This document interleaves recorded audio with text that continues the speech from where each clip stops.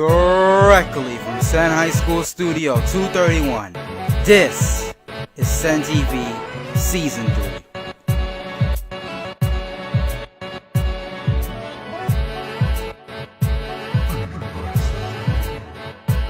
Starring Cassandra Cabrera,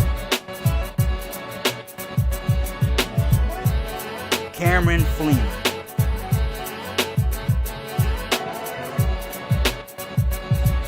Hassan Gordon, Kendall Jackson Jr.,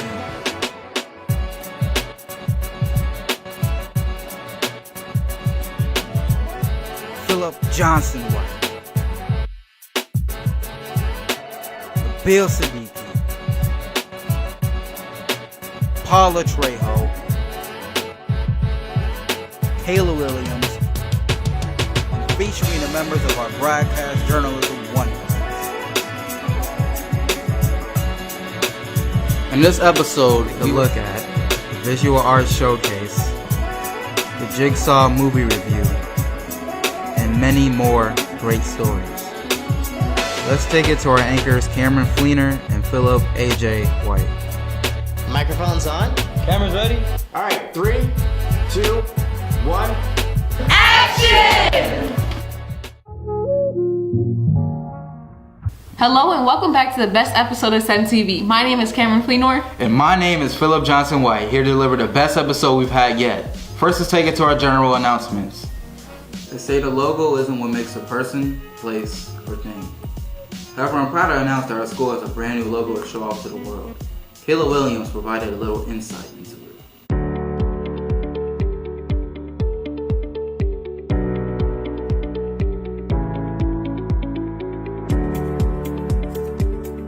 Well, I think the new logo is a very good representation of Senn High School. I also like the fact that the older logo, which I'm holding, is now become the Senn Arts logo. Okay, how do you feel about our new school logo?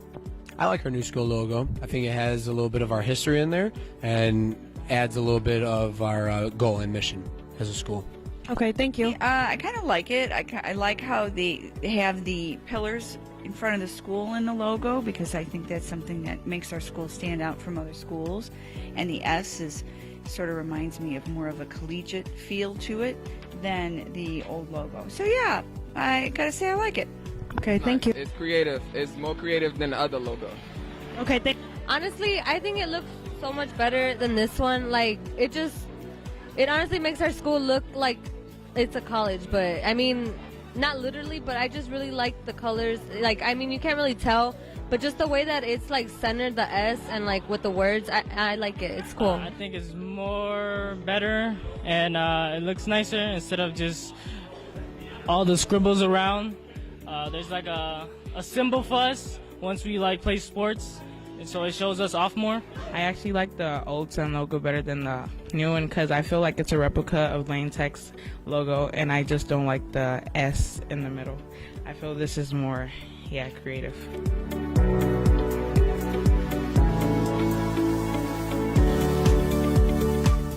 Gobble gobble, I love food and I love taking a break from school like some of our viewers do. So of course we have 3 days off starting Wednesday, November 22nd, all through Friday. Enjoy your 5-day weekend and be sure to eat good food while giving thanks at the dinner table. You know how Miss Beck has always been proud every year talking about how her attendance rates keep going up? A subtle warning that if you don't show up to school, your grades will be eviscerated on the spot. Thankfully, the attendance rate is at 93.8% this year. Keep it up and let's try to push over the 95% mark. On November 18th, Senn will take part in their own rendition of Battle of the Bard from 8:30 a.m. to 1 p.m. For those who don't know what Battle of the Bard is, it's an homage to Shakespeare literature in a form of slam-style poetry. Come to support your fellow theater students. Also on November 18th from 11 a.m. to 2 p.m., the Broadway Armory, our Alderman Harry Osterman, will be hosting the 48th Ward International Unity Day. Come celebrate culture and diversity in Edgewater, from music to food and dancing. Thursday, November 9th, our visual arts kids held a showcase to display their talents in grand style. All 4 grades were represented at the show. Cassandra Cabrera and Hassan Flash Gordon and I captured the event. Welcome to the Fall Visual Arts Showcase. So we are celebrating the work of 4 years of students from 8 different courses. enjoy the show?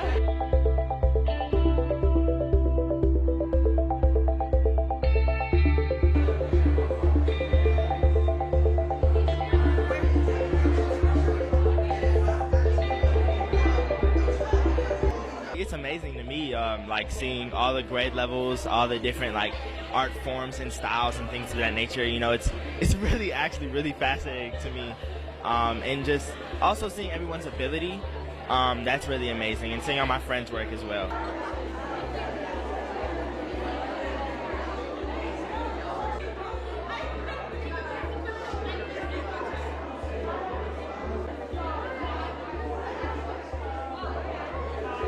I think it's a great success. Look at all the people. I think the work looks really great. Yes. Yeah, me too. I'm really proud of our students. A lot of people, this is their first show, freshmen, doing a great job. They're all here, having fun.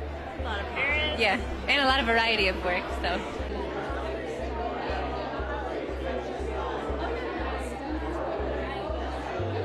It's a portrait of my dad, and it's meant to kind of represent domesticity, and it's pretty simple. I think it was supposed to be kind of like that. It wasn't supposed to be more than it was, and yeah, I think it worked. Well, this prompt was what you want in 20 years. And what I decided what I want was a nice domestic life, hopefully with a nice girlfriend or wife, in a nice office with 2 cats. That's my ideal, what I want for myself in 20 years. I did try to make the composition interesting with the stripes. I tried to challenge myself with that. The color variation was definitely challenging. Yeah, so basically the challenge here was just to make it as realistic as possible and interesting lighting, interesting color, interesting composition, just to create a sort of atmosphere. Actually, it's right behind you right here. Mung made a piece right here. It says He-Man on it, and he has a clothing piece next to it. It was the installation piece. So I guess the display right now, I would not use this mannequin because I couldn't fit the shorts in, but I'll probably use something else to display the clothes. I think Mung's art just by itself is amazing, and I just really love how he works, and I think he's a similar artist to me when it comes to what he does.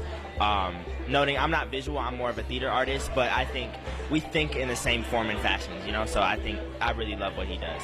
From what we've begun doing this year in our art class, we've been focusing a lot on observational work.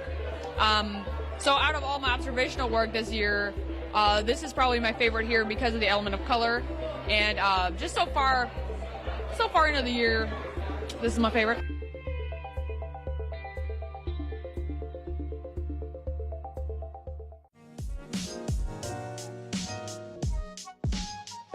We say that we will always be New York or we will always be Chicago, but what if we could also say that we will always be a certain neighborhood, like mine, Pilsen. I am always Pilsen. We here at Senn TV took to the streets of Andersonville to see what makes the neighborhood so unique.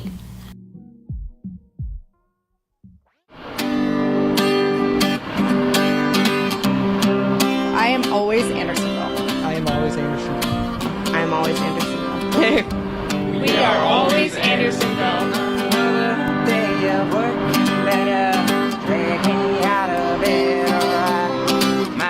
I think shopping local is really important because it's basically a reinvestment in the community that you live in. You get to know everybody and people get to know you. You sort of feel like you're walking in your own neighborhood even though you're part of a very big city. Everybody's in this neighborhood together and we look out for one another.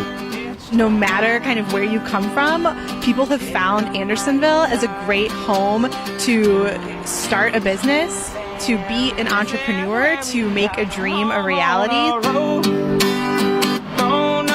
You can come right up to Andersonville and you still get that feeling of like you just went on a little vacation. I think it's fantastic. I'm on the road, don't know where it goes, but something tells me this is for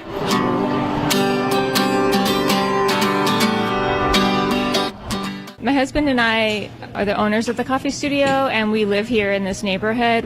One of the reasons that we love Andersonville is because of all the small, unique businesses here that are independently owned. When we opened the coffee studio, we wanted to open something different from what you could find everywhere else. We've really always focused on handcrafted coffee, and we focus on integrity and authenticity of the ingredients. When we were choosing the location for the coffee studio, we also picked a part of the neighborhood that was a little bit less developed. We're a little bit north of the main drag in Andersonville, and we've really seen a huge change. There were really only a few thriving businesses in this area, and in the last 10 years since we've been here, we've seen a lot of development at this end, a lot of new businesses, and a lot more life and activity on the streets up here. I'm on a road, don't know where it goes, but something tells me this is for sure. We eat at all the restaurants. My son buys all of his shoes at Alamo, local grocery store, the bookstore, the candy store.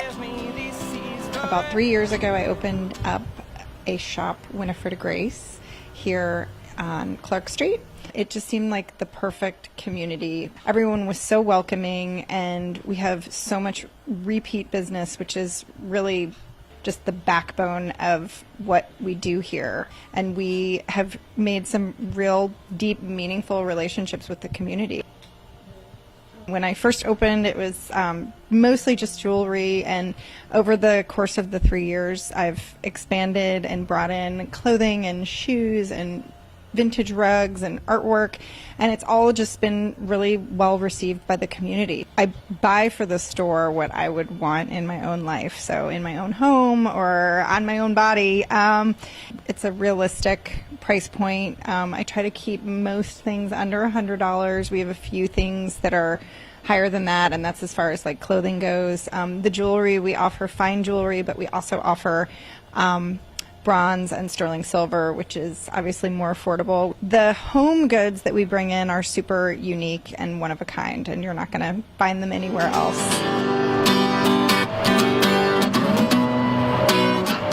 I live and work in the neighborhood, and it's just kind of a really pleasant place to be in, and a sort of beautiful community of people.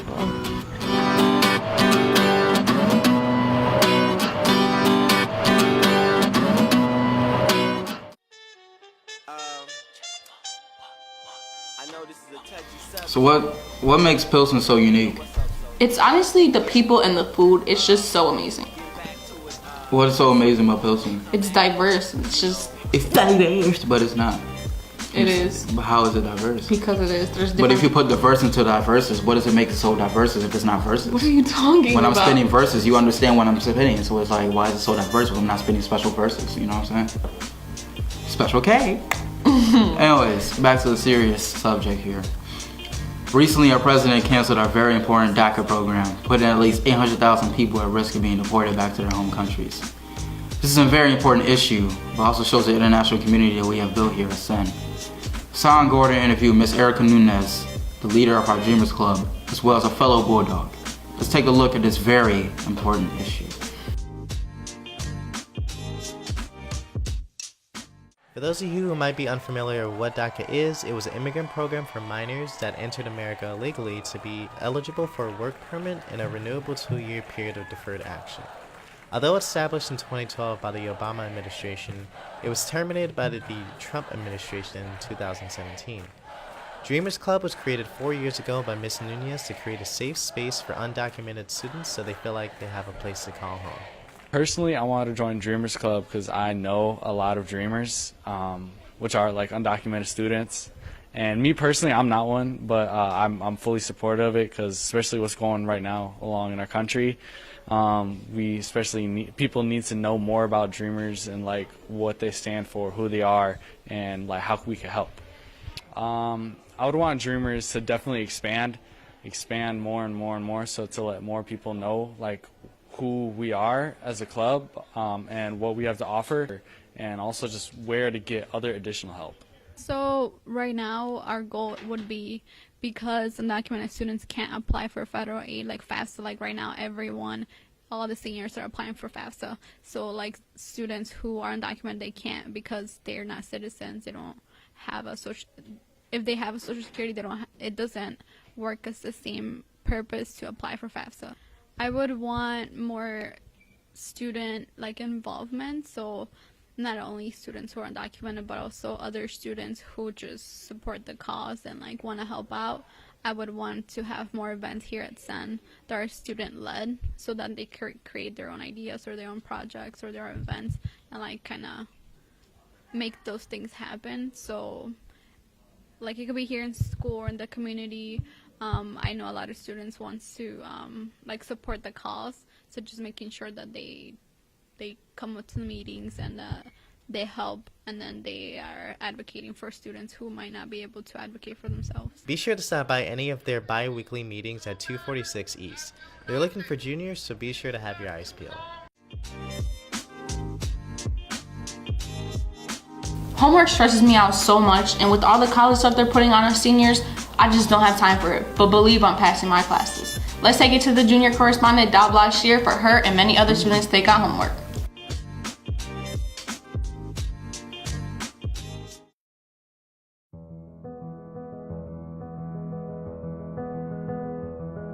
For my class, I think at least 30 minutes. So I don't give my students homework every single day, but I do try to give them homework at least twice or 3 times a day, 30 minutes, so they just practice. For my thing, it's Spanish, foreign language, so they need to practice it at home, so at least 30 minutes. Regularly around 1 to 2 hours, mostly. At least like 3 or 4 hours of homework. Oh man, what's homework? I don't spend a lot of time on homework, but I really should. Like if I have a recommendation, it's do your homework. But no, yeah, I don't do a lot of homework. For my class, I expect students to work on homework for maybe half an hour to an hour once a week. I generally increase the amount of homework that students have over the year, but at least to start with 30 minutes to an hour. 1 or 2 hours. And at least 2 hours a day. If I don't really spend any time on homework, but I recognize maybe I should. And yeah, I need to get my grades together.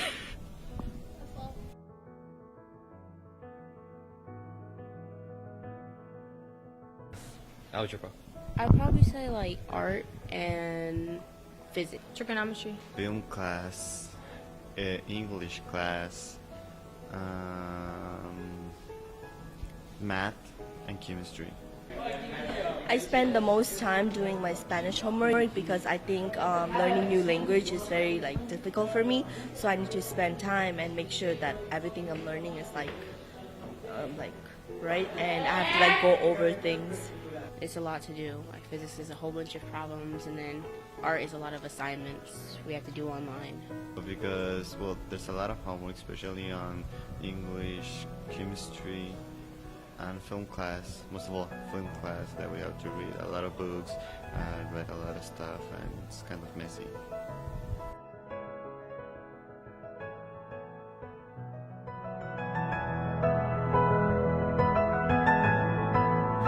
I think that when I was a student, sometimes I felt like homework was just busy work, and I didn't always see the purpose related to the class. When I was in high school, I took all AP courses, so I had 7 AP courses my senior year, so I was doing 5 hours of homework every single day. So I think I don't give as much homework to my students, and I don't think many of my students receive as much homework as I used to. So, yeah. Yo, what's up, Soul Uni? So why don't you like homework? It's stressful, and we're worrying about all this college stuff. We don't it's just too much. But that's the point of homework. You do it at home, or you work on it at home. So what's the big deal? It's stressful at home. I'm doing college stuff too. Why are you lying? I always see you on Snapchat. You just be listening to Drake all the time. What are you talking about? Alright. BFFs, if you still believe in that, are very important to some. Here at Senn, you have so many opportunities to become best friends with people from all walks of life. Our senior correspondents Leslie Manzo and Syed Mohammed interviewed 2 teachers together, known as Mic Check, as well as Leslie and her very own best friend. Let's take a look.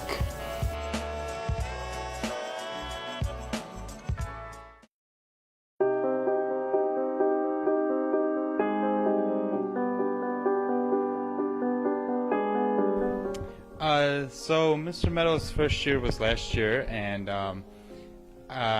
he's a math teacher, and I'm a special education teacher. So one of my jobs is to work with another teacher. And last year I worked 2 periods with Mr. Meadows, so that's how we met.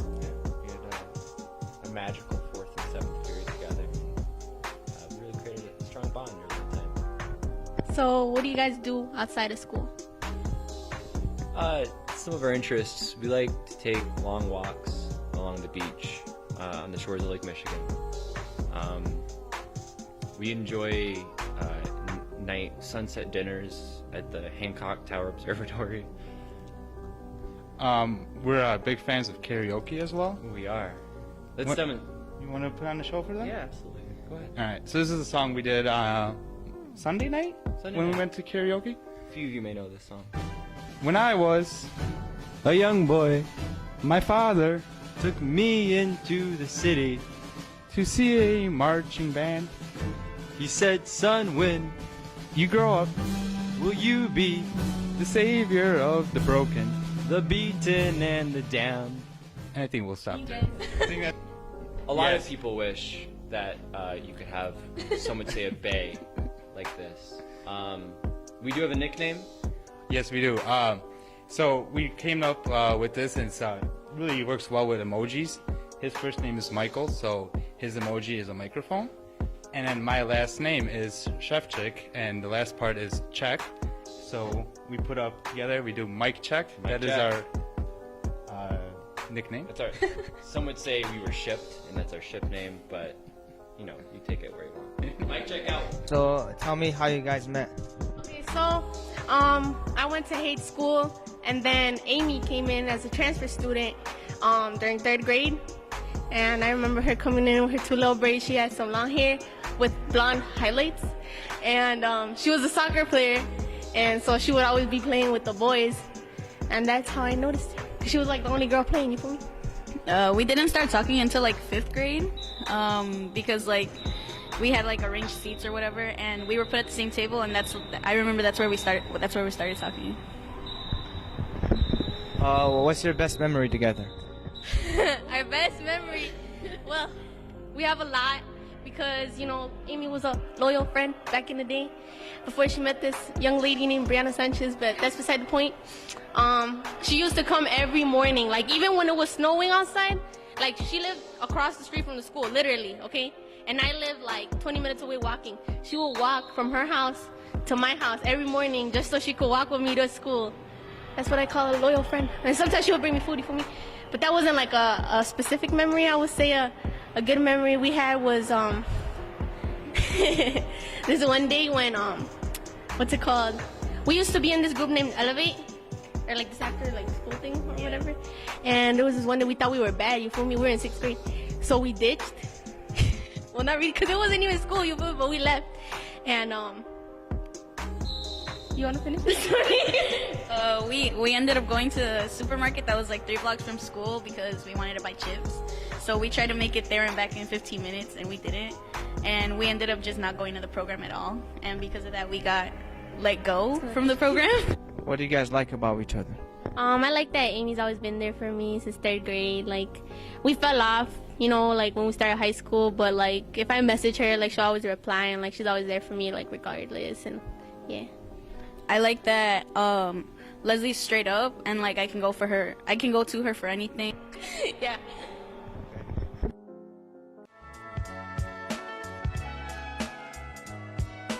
Do you want to play a game? What game? Paula Trejo has the answer. Here's her take on Jigsaw.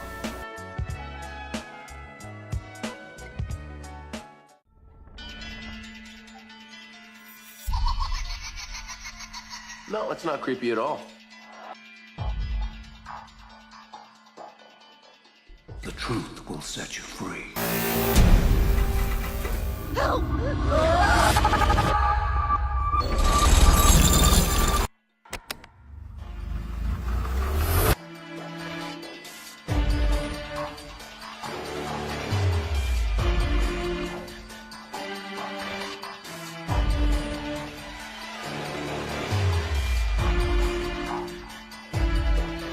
What's goody? You're watching Trejo's Take On. Didn't you miss me for the past episodes? Sorry I haven't made an appearance on my part, but I'm back. Today I'm going to be reviewing something a little different. It's not a TV show, but it's a movie that recently came out. I am reviewing Jigsaw. Yes, I said it. Jigsaw. If you don't know what Jigsaw is, it's a spin-off from the Saw movies. If you don't know what Saw is, it focuses on John Kramer, also known as the Jigsaw Killer or just Jigsaw, who sets up traps for his victims in situations he calls tests or games to test their will to live through physical torture. The movies are a bit crazy and gory, but really interesting to watch it if you like that type of stuff.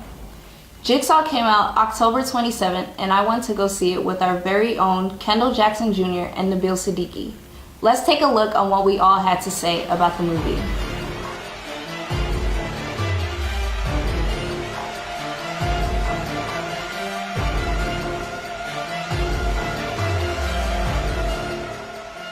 Friday night, I went to go watch Jigsaw, and that movie is so shocking to you. Like, if you watch all of the saws and connect it back to each other, and then connect this, gee, you will be so shocked. Like, that movie is so good. Well, yeah, it's so good. And some of y'all will like it if you like Saw and like bloody stuff. But yeah. So I don't really watch scary movies. I mean, it's not like I'm scared or nothing, but I just never got into them. And I've never watched any of the Saws, but this one was pretty interesting. And as our correspondent said, you should connect all of them back to each other. But I couldn't do that, but I still thought it was a pretty good movie. It was very shocking in the end. And yeah. So I thought the movie was alright. I'm not a fan of scary movies and nothing's really scary about it. It was just, even the gore scenes were pretty boring, but it was alright movie, not worth the $10 and pain and popcorn, but it was worth it. I'm kind of mad that I got dragged to it by Paul.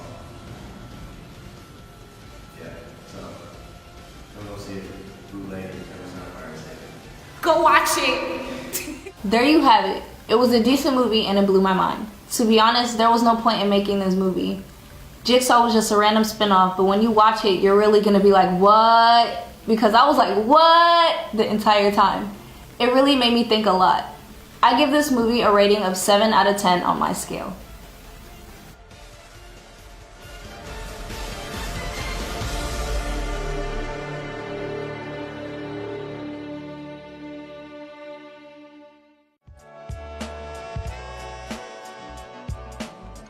I used to play soccer in 8th grade, and in my old school, basketball was the club to be in. So I know how our fellow Bulldogs feel when they don't get coverage. The Senn boys soccer team, headed by Coach Brewer, kicked their way into the spotlight thanks to our very own Philip Johnson White. Let's cut to my partner now.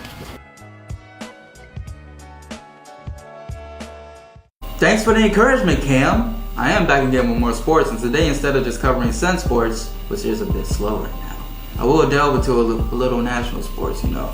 Before that, however, I want to shed some light on the boys soccer team. Let's take a look at my interview with Coach Brewer now.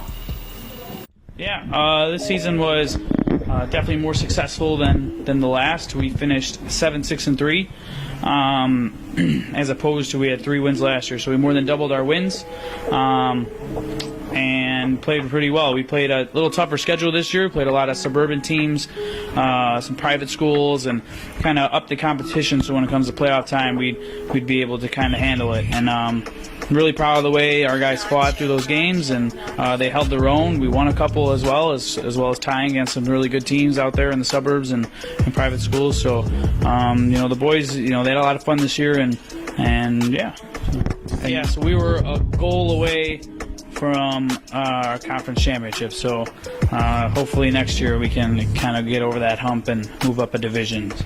So when you say like suburban and private schools, like is there like a, let's say, performance difference between like our public schools or?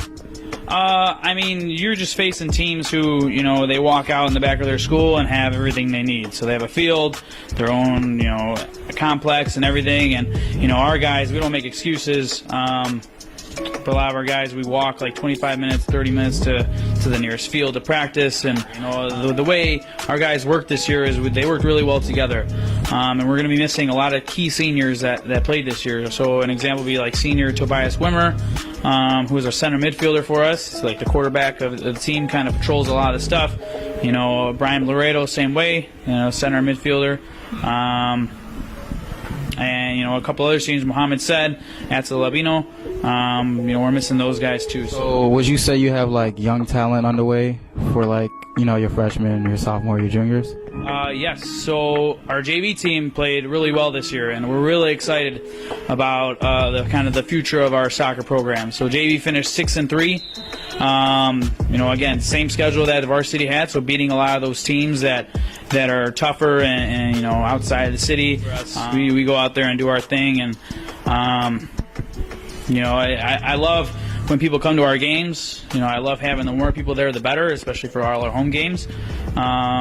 So I think just getting the word out to the students more, and you know, getting them to come to our games would be really cool for our guys, and get to play in front of their friends and kind of all that. So yeah, so we already have a couple team goals aligned, and we're already putting some stuff in place for next year. So our guys are playing in an indoor league over the winter. So our freshmen are playing right now, and then our juniors and seniors, or everyone else, will play in January. I mean, our guys are excited to get going. They're asking about it already. When are we going? When can we get going? So it's pretty exciting to have them want to get at it right away. I think for a lot of the juniors and sophomore or whoever played on varsity last year, that you know, we lost our playoff game and a penalty kicks, so it kind of left a sour taste in their mouth. So I think they're kind of ready to get back at it, and it's exciting when you have players who want to be there and who want to work hard.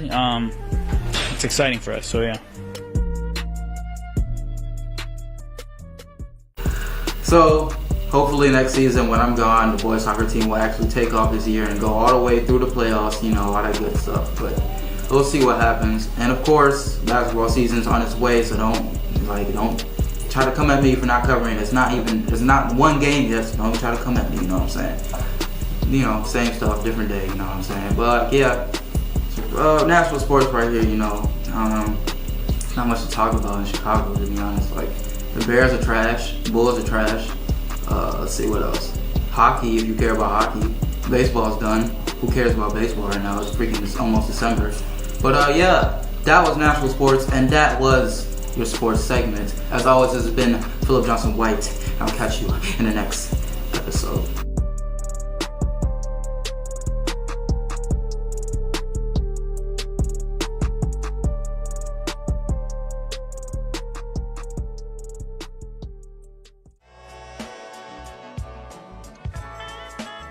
Well, that's all the time we have for today on the best episode we ever had. Right?